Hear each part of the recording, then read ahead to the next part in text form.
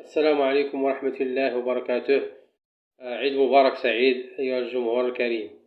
بعد مرور المباراتين الأخيرتين، مباراة النيجر ومباراة تنزانيا برسم إقصائيات كأس العالم 2000 كأس العالم 2030 المقامة بأمريكا والمكسيك وكندا.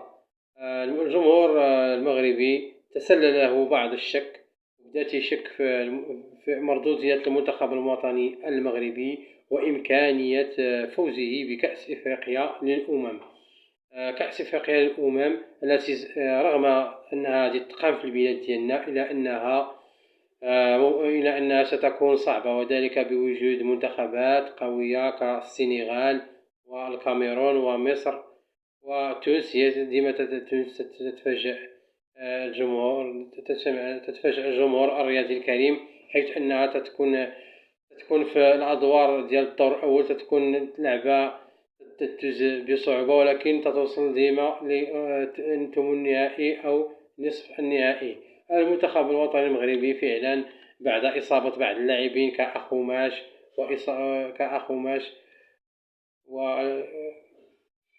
وبعض اللاعبين، نزل المستوى ديال المنتخب الوطني المغربي وإبعاد لاعبين آخرين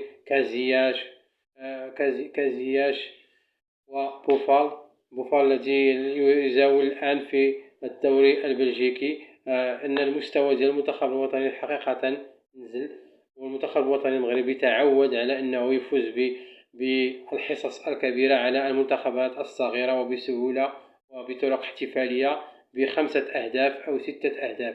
لكن في هذا اللقاء ديال النيجر، المنتخب ديال النيجر هو اللي سبق الهدف، والمنتخب الوطني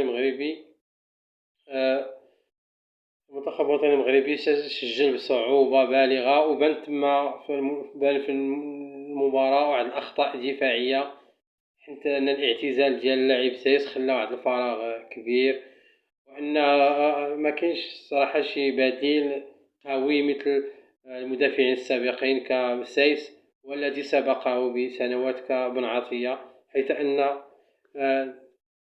أن المدافعين الحاليين يثيرون بعض الشك. تكون هناك أخطاء، إذا لعبوا مع فريق كبير كالسنغال ولا الفريق المصري سوف تظهر تلك الأخطاء، وسيدفع الثمن المنتخب الوطني المغربي مبكرا. المهم أن المنتخب الوطني المغربي هو منتخب ديال الشعب المغربي، والجمهور الكريم متشوق بأن هذا الكاس أنها ما خصهاش تغادر البلاد ديالنا، وخصنا أننا نفوزوا بسهولة وبثقة. ولكن هذه المردودية الأخيرة سللت بعض الشك، وأن بعض الأخبار تقول أن يمكن تغيير وليد الركراكي بمدرب إسباني، وسنعود على هذا المدرب الإسباني في الفيديوهات القادمة إن شاء الله. وبخصوص نتائج ديال عصبة الأبطال الإفريقية،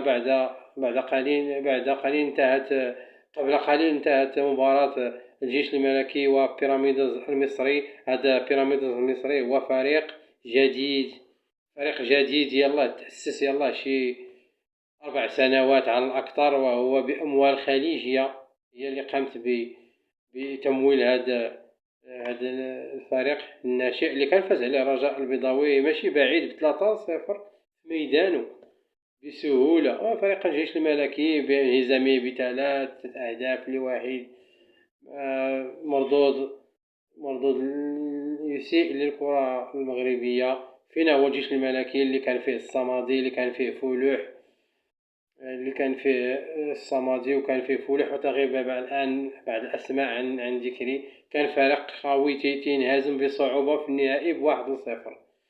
المهم نتمنى أن الفرق الوطنية بعد إنجاز إن شاء الله الملاعب اللي تم إنشاءها في طور إنجاز الملاعب العالمية، أنه يطور المنتوج الوطني، وأن السيد فوزي القجع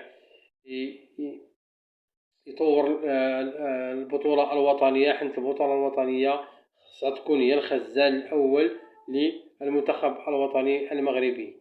تنشكر الجمهور الكريم. كان هذا هو فيديو قصير ديال اليوم. كنشكر الجمهور المغربي، وما تبخلوش عنا بالتعليقات ديالكم في المواضيع اللي بغيتو نهضر عليهم ان شاء الله، مثل المحترفين المغاربه. وهذه القناه راه في طور البدايه. تنتمنىكم ديروا لي التعليقات وتشجعوني بلايك. وشكرا لكم على متابعتكم.